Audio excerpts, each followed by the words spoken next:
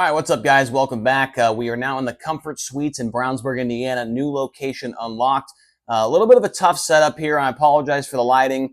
This hotel room not exactly set up for a motion picture or anything like that. So we're trying to do our best with what we got here. So please bear with me during these race recaps. So today we're talking about 34 Raceway first, and then we'll switch boards and talk about the Tri-City Raceway or Tri-City Speedway race next. So starting off at 34, we had 45 cars show up, a really, really good car count.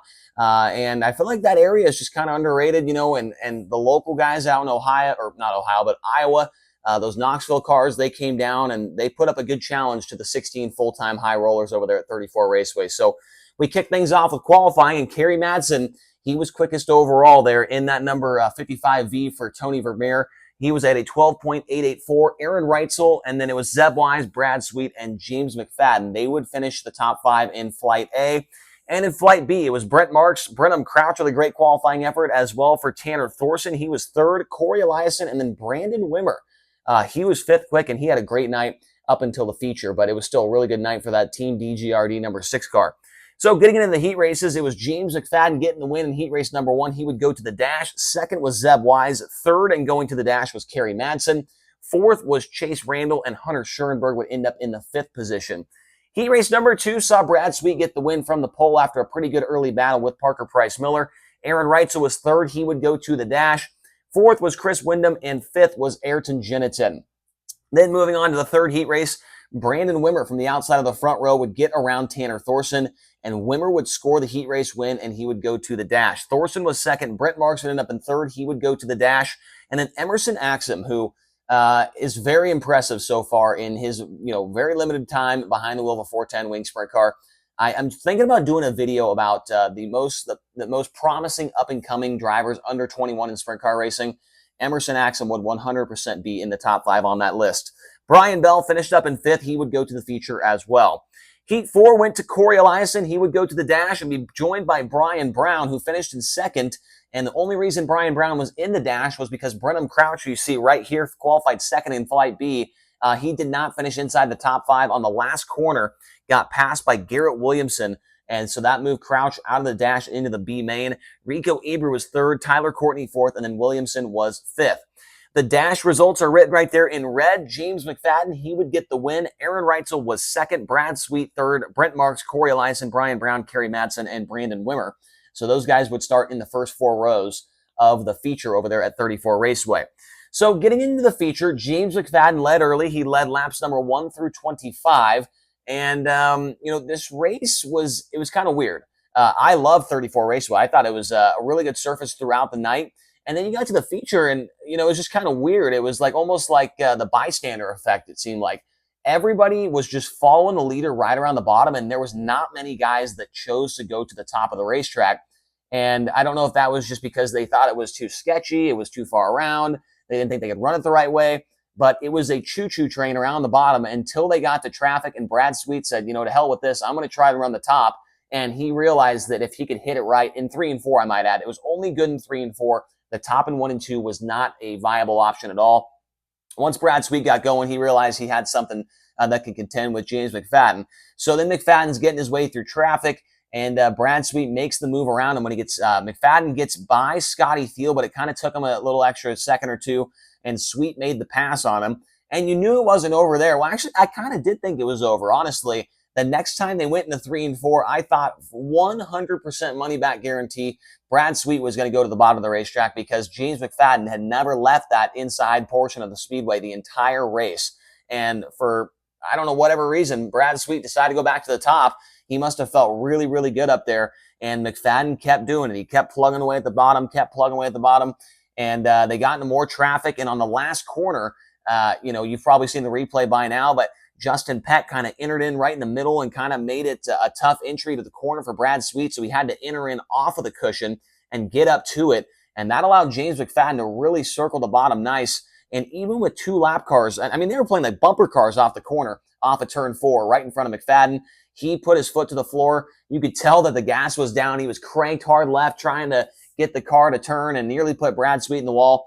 And it was 12 1,000ths of a second, the closest margin of victory in high limits history. Brad Sweet would get the win for $12,000. James McFadden was second, and Brent Marks would end up in third. A good run for Aaron Reitzel. I've got a pink dot next to him. If you're new to the channel, those pink dots, next to the names on the full rundown.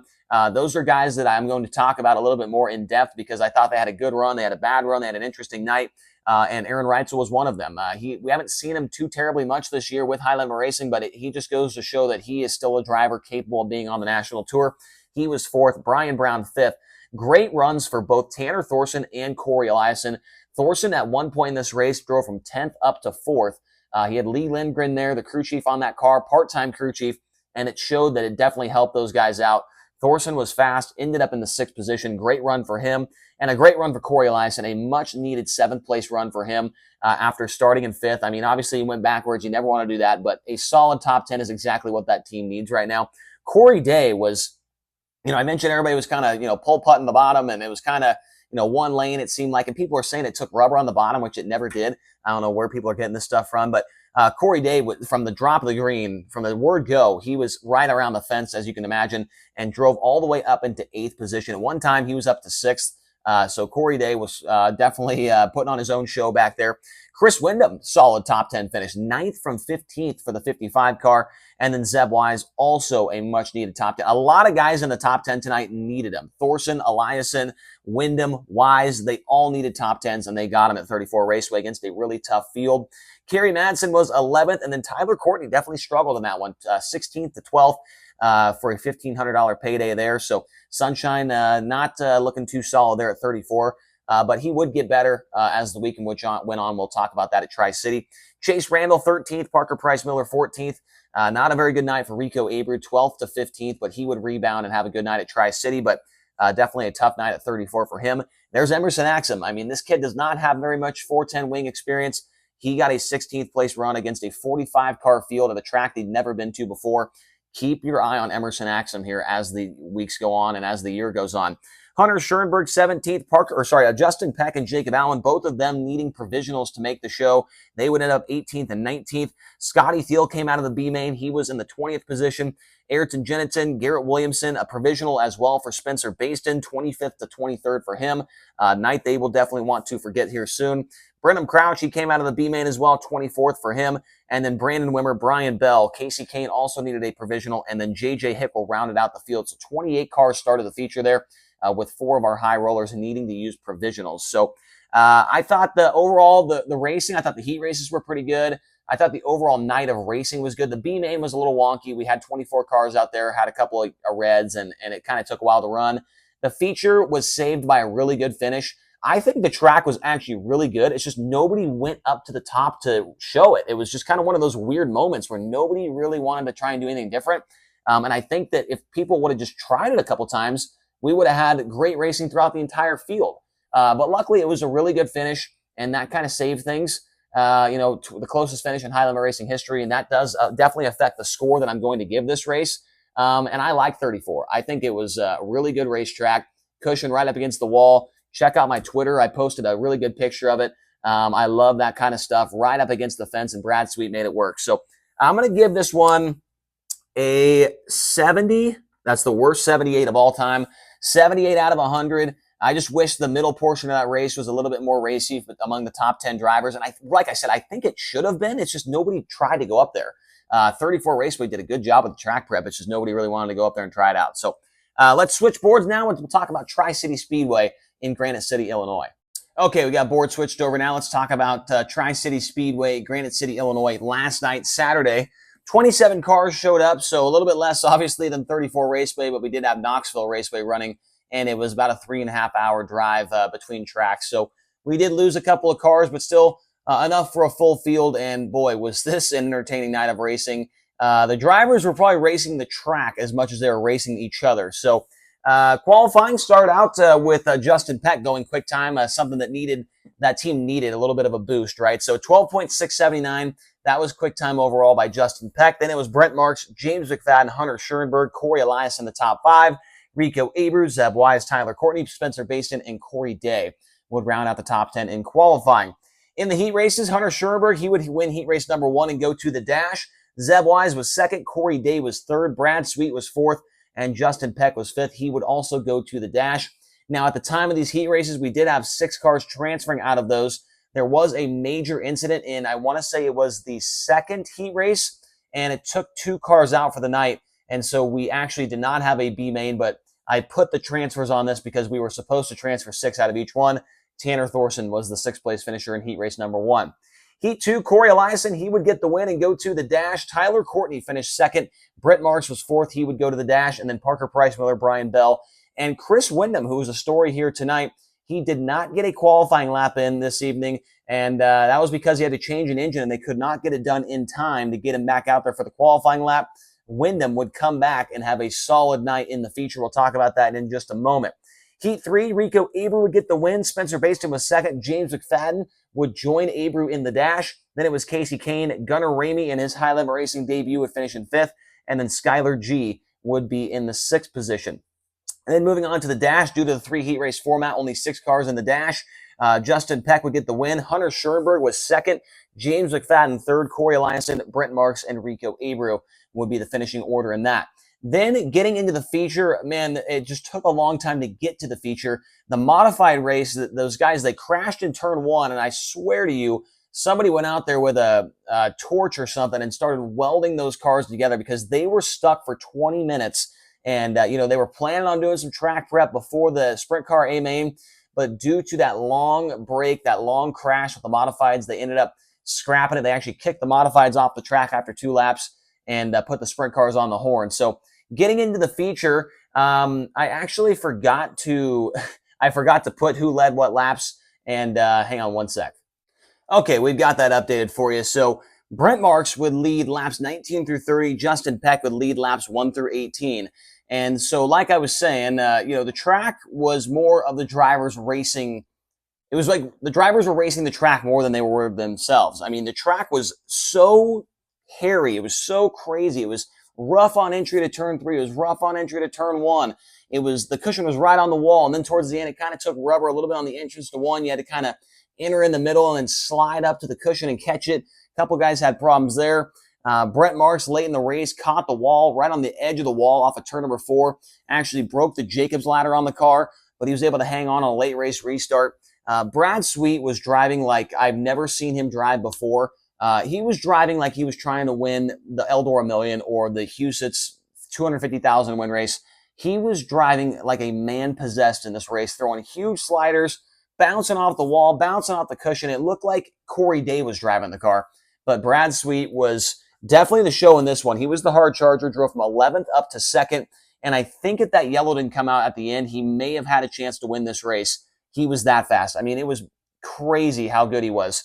And so I think he's put everybody on notice here recently that he may be and probably is the best car in the country next to David Gravel. They're probably neck and neck right now, kind of like what we've seen over the last couple of years. So Brent Marks, he also got an extra $2,500. He was the Durst Dice Roll driver.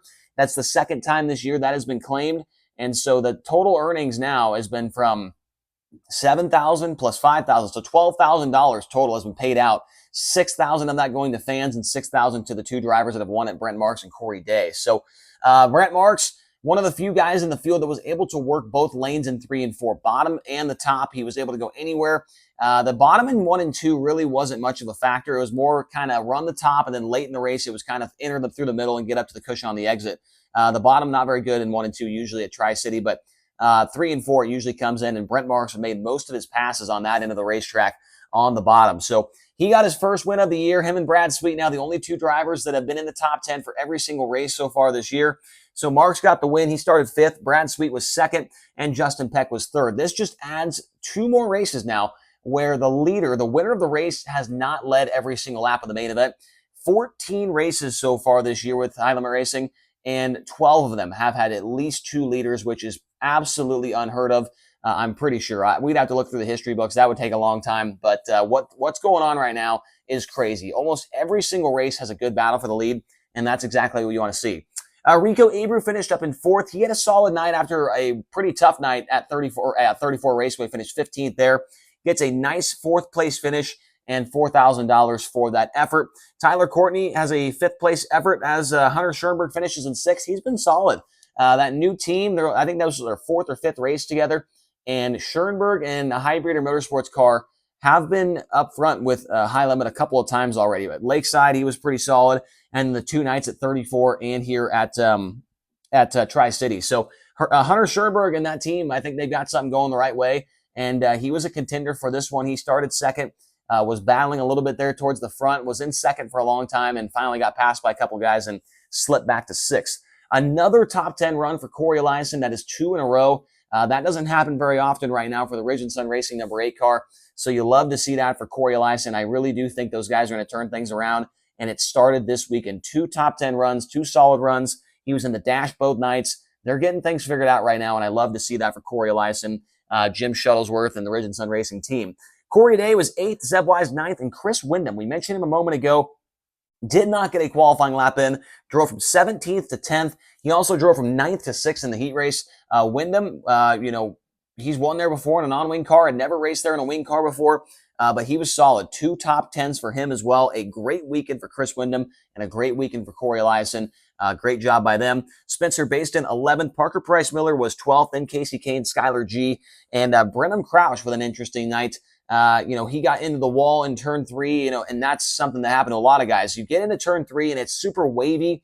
You're bouncing, then you get to the cushion and it's kind of big up on the wall and you bike up a little bit. Brenham Crouch kind of got into the wall, came up off the ground, and right behind him was Tanner Thorson, who got into the back of him and did one of those deals where he's sitting back up on the tail tank like this. So Brenham Crouch, he did have a flat left rear, came in, fixed it up, finished 15th.